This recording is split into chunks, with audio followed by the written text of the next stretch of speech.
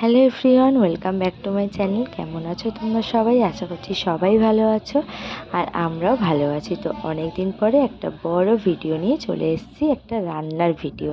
তো দেখতে পাচ্ছ এখানে দুটো রাঙালু আমি নিয়ে নিয়েছি। এবার এটাকে আমি কেটে একটু গ্রেট করে নিচ্ছি। দেখতে পাচ্ছ গ্রেটও করে নিচ্ছি আস্তে আস্তে করে। তোমরা চাইলে মিক্সিতেও করতে পারো, ধরো যাদের বাচ্চা একদম গোটা খেতে পারে না তারা মিক্সিতেও করতে পারো। ওকে, তো তাহলে তোমরা দেখতে থাকো। ছোট বড় বাচ্চা তোমরা 6 মাস পর থেকে এই রেসিপিটা বাচ্চাদেরকে দিতে পারো। মিষ্টি আলু খাওয়া খুব ভালো, ছোট বড় সবাই তোমরা খেতে পারবে। এরকম করে তুমি গাজরও করতে পারো সেম প্রসেসে। তো আজকের আমার কাছে গাজর ছিল না, যার জন্য আমি ভাবলাম তাহলে চলো সোনাকে আজকের আমি একটু রাঙালু পায়েস করে খাওয়াবো। তাই জন্য আমি একটু দুটো রাঙালু নিয়ে নিয়েছি। তো অনেকটা দেখো শুকিয়েও গেছে। তো বাজারে না যাওয়া হয়েছিল দুদিন আগে, তো ওই জন্য না রাঙালুটা অনেকটা শুকিয়ে গেছে, করা হয়নি। আর সবজি তোমরা চাইবে যখনই বাজার থেকে নিয়ে আসবে ফ্রেশই জিনিসটা খাওয়ানো উচিত। তো অনেক যেহেতু সবজি ছিল আমার আর করা হয়নি। তো তাহলে চলো ওটা আমি করতে থাকি আর তোমরা দেখতে থাকি।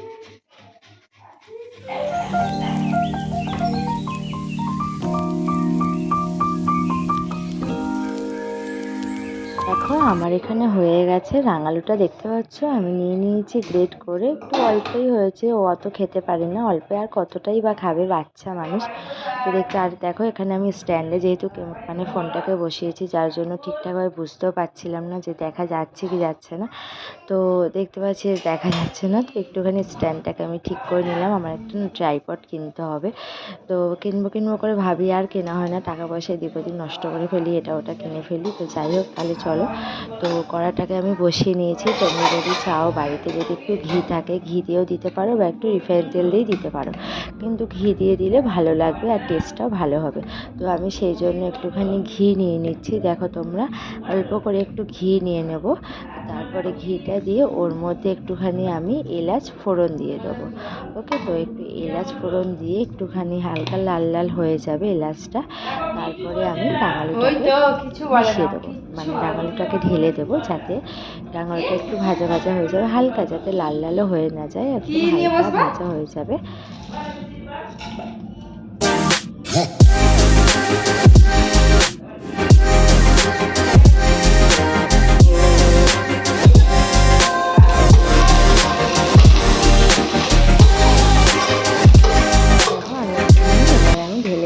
এই রাঙালুগুলো যেগুলো আমি গ্রেট করে রেখেছিলাম ওগুলোকে ঢেলে দিয়েছি। তো ঢেলে দিয়ে একটু হালকা সিমে করে গ্যাস রাখবে, যাতে একটু হাই ফ্লেমে দেবে না, যাতে রাঙালুটা ফুটে না যায়। হালকা করে রেখে গ্যাসটাকে সিমে দিয়ে রাঙালুটাকে তোমরা হালকা হালকা করে নাড়বে। কিন্তু তোমরা একদম না নাড়লেও কিন্তু ভুল হবে, তাহলে লেগে যাবে কড়ার গায়ে, যার জন্য তখন আমার লাল লাল হলে না ভালো লাগবে না ঠিক দেখতে জিনিসটা। তো তাহলে চলো দেখো আমি কন্টিনিউ কিন্তু নেড়ে যাচ্ছি, তোমরা কন্টিনিউ নেড়ে দেবো। তো এবার যেহেতু বাচ্চাদের চিনি খাওয়ানো তো একদমই ভালো না, তো যার জন্য আমি একটু চিনি অ্যাড করিনি, ওকে আমি চিনি ছাড়াই খাওয়াই। তো দেখতে পাচ্ছি। তাহলে চলো এবারে যে দুধ আছে টিউশনের জন্য, তো ওই দুধটা আমি ঢেলে দেবো।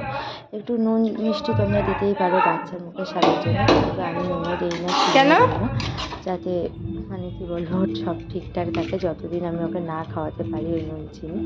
তো দেখো নুন চিনির বদলে আমি একটু গুড় দিয়ে দিচ্ছি। বাড়িতে ছিল গুড়, তো গেছিলাম এক জায়গায় ঘুরতে, ওখান থেকে গুড় এনেছিলাম, তো একটুখানি অল্প করে গুড় দিয়ে দিয়েছি, আর কিছু দেবো না। তাহলে চলো হয়ে গেছে আমাদের।